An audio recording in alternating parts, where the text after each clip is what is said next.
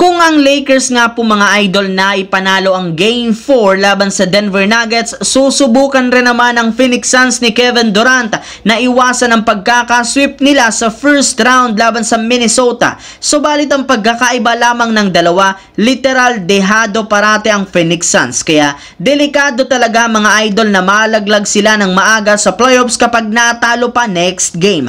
At ang masakit pa dyan, bukod nga sa katotohanan na questionable na ang future ng kanilang mga superstar na sina Kevin Durant, Devin Booker at Bradley Beal sa laki ng kontrata, naungkat rin naman nga po ngayon ng mga eksperto na wala nang hawak ang Phoenix Suns ng first at second round pick simula 2025 hanggang 2030 draft, since ginamit na nga nila ito sa kanilang mga ginawang trade ng nagdaang offseason para makuha nila sina Jusuf Nurkic, Bradley Beal at makabuo ng isang palpak nga daw na super team na posibleng hindi man lang makakuha ni isa mang panalo sa playoffs ngayong taon. Samantala, matapos nga pong manalo ang Lakers sa Game 4 laban sa Nuggets, trending nga po sa social media ang mga salitang Lakers in 7, since marami nga sa kanilang mga fans at analyst ang nagsabi na kakayanin pa nga daw ng team na ito na paabutin pa ang kanilang serye hanggang sa Game 7.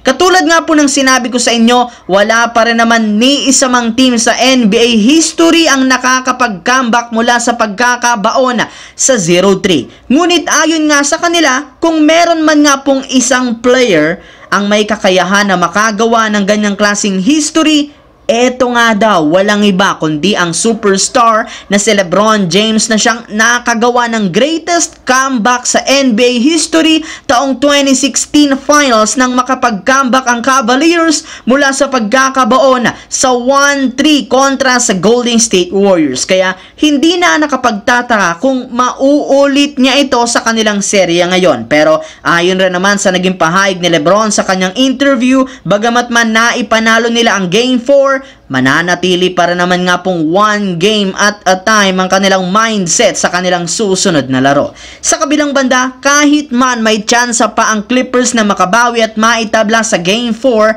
sa laban sa Dallas Mavericks, delikado pa rin ang kanilang team na mabaon sa 3-1 since sa home court pa rin naman ng Dallas gaganapin ang susunod na laro. Napatunayan na rin naman ng Mavericks na kaya nilang patumbahin ng Clippers next game, lalo pat oras na rin naman upang samantalahin nila ang kalagayan ngayon ni Paul George na nag-i-struggle at ang injury ni Kawhi Leonard na parehong minamalas ngayon. Sa katunayan, pareho nga silang wala sa rhythm, especially si Kawhi Leonard na hanggang ngayon iniinda pa rin ang injury sa likod. Kaya sakali man nga pong manalong muli bukas ng umaga ang Dallas, tuluyan na nga silang makakabawi sa unang pagkakataon sa Clippers simula nang talunin sila nito taong 2020. So yun lamang mga idol ang ating bagong video na ating pinag-usapan ngayon dito. Once again, this is your J-Zone TV. Huwag kalimutang mag-like, mag-subscribe, pindutin ang notification bell sa akin channel para lagi kayo maging updated sa mga videos na pinapalabas ko. Isang malaking shoutout sa lahat mga idol. Thanks for watching.